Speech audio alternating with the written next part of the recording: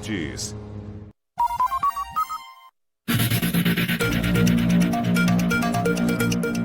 Invasão na Ucrânia.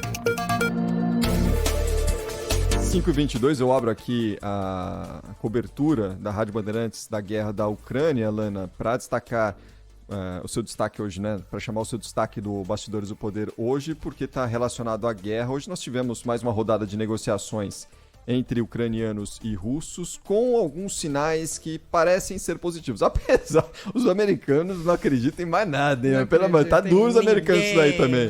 Tá duro deles darem um voto de confiança nessa coisa, se há um interesse nisso, né? Mas enfim, pelo menos dessa reunião saiu uma sinalização importante, né? De arrefecimento do poder bélico russo, de movimentações que podem levar a um cessar-fogo importante nessa guerra que já dura mais de um mês, né? Uma guerra que já dura mais de um mês, que acabou com um país praticamente, né? Grandes centros foram muito destruídos e que expulsou milhões de pessoas de casa e que tem impactos na economia não só ucraniana, mas do mundo inteiro, porque afeta o preço do petróleo, que já começou a ceder com esse primeiro sinalzinho de que pode haver um passo mais expressivo nessa negociação nos próximos dias. Então, vamos informar os nossos ouvintes aqui do Bastidores do Poder. Foram quase 4 horas de conversa presencial, que teve a ajuda da Turquia, foi na Turquia. Recep Erdogan depois deu uma declaração falando que está esperançoso, né, com relação à possibilidade de um acordo de cessar-fogo, mas hoje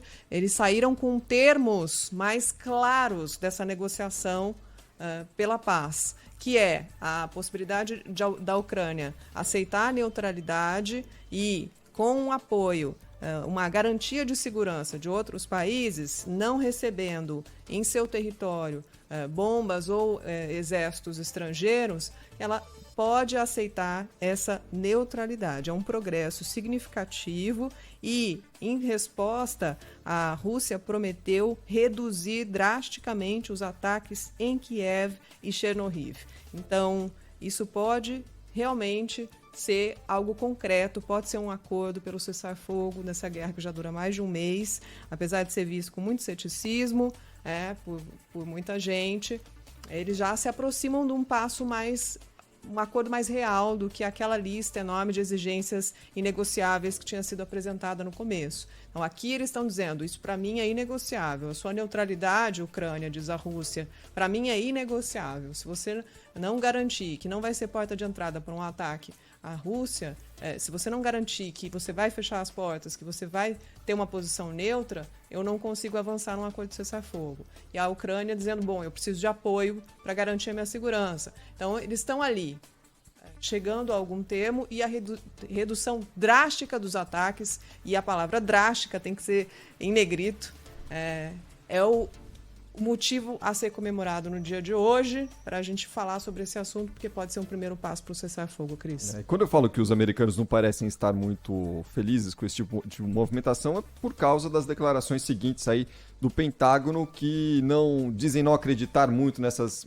manifestações, nessas movimentações de Moscou, e tudo que a gente tem observado nos últimos dias, né? Quando há uma sinalização positiva para um arrefecimento do conflito, o Joe Biden, presidente dos Estados Unidos, vai lá, dá uma cutucada, enfim, o presidente francês Emmanuel Macron tenta colocar panos quentes, ele vai lá, dá uma cutucada de novo, então, né, é momento de pôr a bola no chão, né? O Biden sempre apostou no conflito o tempo todo, né? Desde o início, mesmo antes da invasão, ele ficava o tempo todo provocando o conflito, porque ele tinha interesse nisso, né? Claramente ele tinha interesse nisso, né? Interesse pessoal, tem ali uma vingança pessoal, porque afinal de contas saiu daquela região da Ucrânia, né? A denúncia recentemente confirmada pela imprensa norte-americana, né, que inicialmente negada, porque apareceu durante a campanha eleitoral, de negociata envolvendo o próprio Biden, o filho dele, com a empresa de gás da Ucrânia. Era um problema ali que ele tinha que ir à forra, né? Do mesmo modo que você sabe que as decisões dessa natureza têm motivações muito menores do que a gente imagina, né? Eu me lembro que na invasão do Iraque, o George W. Bush, certa vez, numa entrevista, disse que tinha que fazer aquilo porque não aguentava mais a humilhação de assistir, de ver vídeos mostrando que os iraquianos pisavam no pai dele. É que o pai dele, o George Bush, né, o ex-presidente, que ordenou aquela operação Tempestade no deserto, né? Aí o Saddam, o que o Saddam fez? Né? Ele mandou fazer a reprodução de uma foto assim de contraste, né? De preto e branco, assim, do Bush, e colocou na entrada de um dos principais hotéis lá do Iraque.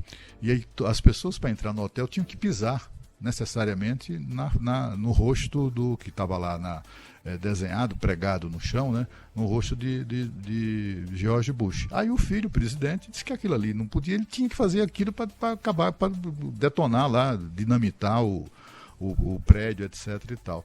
Quer dizer, promove uma guerra com uma matança imensa não só de iraquianos, mas também de americanos, por razões, quer dizer, o que deflagrou o processo foram coisas absolutamente ridículas, né, como essa, por exemplo. E também muitas mentiras, né?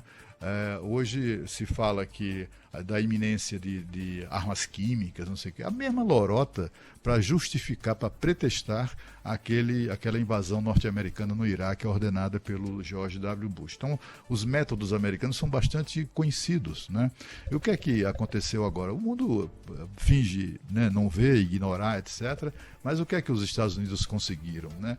Conseguiram simplesmente o negócio que é fabuloso, de fornecimento, né, de gás natural para a Europa.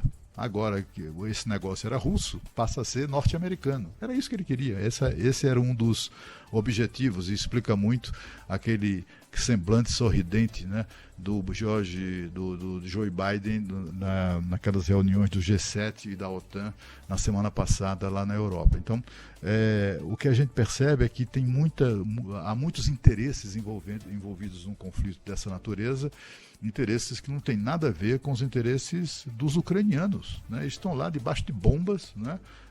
Os russos lá, enfim, com um presidente autocrático, né? Que tem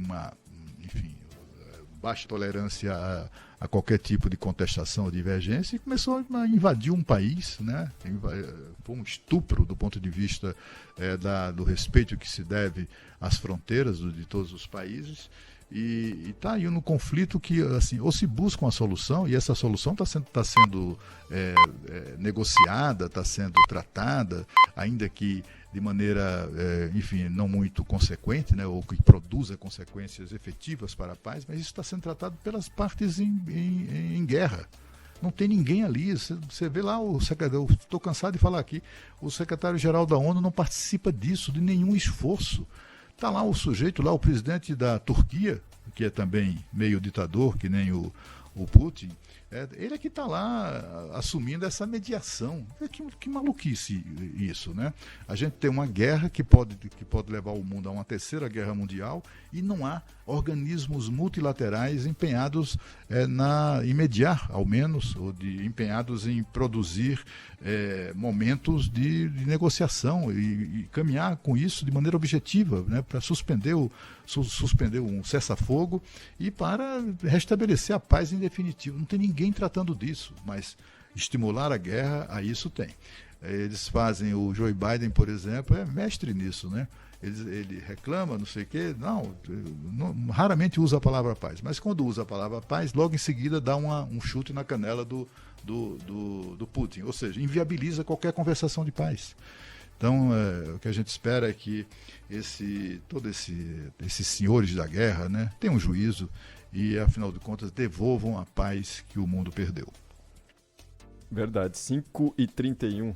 E o que mais a gente precisa é paz. Paz, pelo amor de Deus. Mal saímos da pandemia, né? Falávamos agora com o Jamil, né? Pois bem. Enfim, 5h31.